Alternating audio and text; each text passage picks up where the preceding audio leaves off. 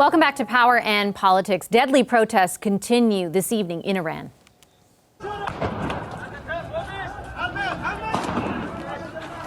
Protests have erupted in 80 cities and towns in the last 7 days, and according to varying reports, dozens of civilians have been killed.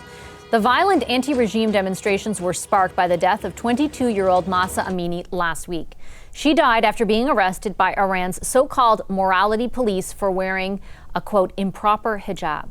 Are the protests a turning point for Iran? Maziar Bahari is an Iranian-Canadian journalist and the founder and editor of IranWire. Bahari was previously arrested in 2009 while covering the presidential elections in Iran. We've reached him in London. Hi, Mr. Bahari. Good to have you on our program. Thank you. Why do you think Mahsa Amini's death has prompted the kinds of protests it has?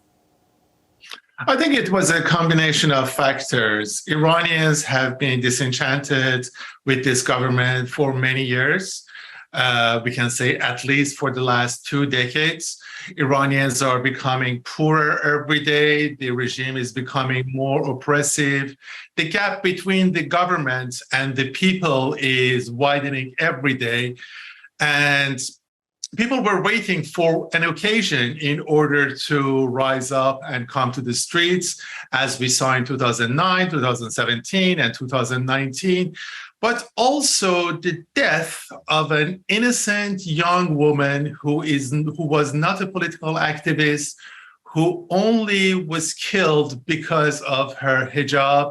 That really hit a nerve among the population in Iran, especially young people, because many young people in Iran, especially women, they could identify with her. They are going through the same thing that Mahsa was going through every day in her life.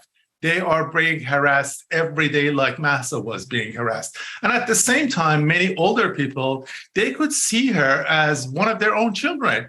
Mahsa could be anyone's daughter. And people were waiting for something like this in order to come to the streets and express their disenchantment with the government and their anger against what has been going on in Iran for the past 4 decades or so. And given that, what is your expectation about those protests? Do you expect, for example, them to be protracted? Do you expect them to, be essentially at this level for a longer period of time?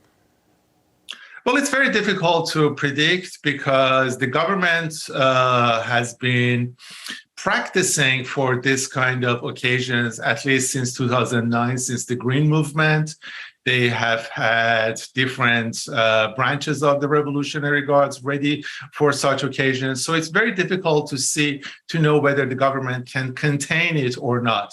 But even if they can contain this wave of protest, something like this will happen in the near future again, because the nature of the regime is not going to change. The gap between the government and the people is going to widen every day, and it will be even wider in the next few months or so, especially after such expression of anger by people. It's been unprecedented in Iran to see women burning their hijabs on the street, masses of people chanting death to Khamenei, the supreme leader, on the streets.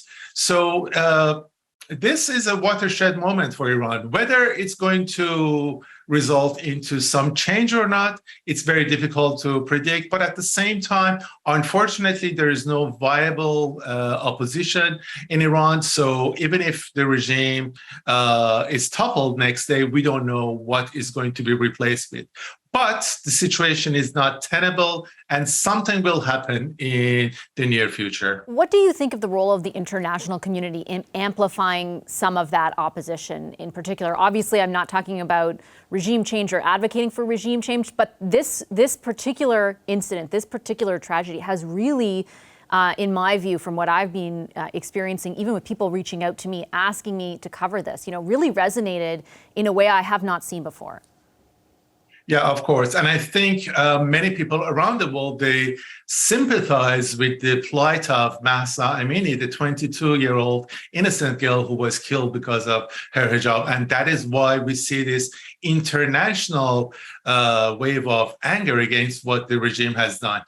The most immediate need of Iranians is free internet. Maybe we can say satellite internet. That's why after Mahsa Amini, the person whose name is mentioned by most Iranians in the Iranian cybersphere is Elon Musk, who's been developing Starlink, which is a satellite internet technology. Why satellite internet? Because the government has been trying to shut down the internet, narrowing the bandwidth, and that will allow the government to murder people, to suppress the protest, and with impunity.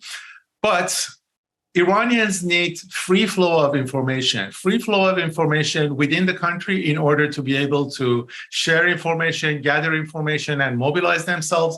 And at the same time, they need the free flow of information between Iran and outside of the country in order to share the information from inside to people like you and gather information from outside. So the most immediate need of Iranians is satellite technology, satellite internet technology, and that is the best thing that the international community can do to Iran. I mean, I think condemning human rights conditions in Iran is very good, but this regime has been disgraced for the past 4 decades. They started their reign as, with the murder of many people. And then in 1988, the current president of Iran was a member of a three-member panel that they killed almost 5,000 prisoners within a very short amount of time. So I think if the international community really wants to do something, they have to put their efforts into developing satellite internet technology for Iran and for other oppressive countries as well. And just very quickly, that would have to circumvent sanctions, is my understanding. Is that accurate? Well, apparently, Elon Musk has managed to get something called OFAC license, which is issued by the U.S. Treasury Department to deal with Iran. Some companies, they can obtain OFAC license in order to be able to have some sort of transaction with Iran.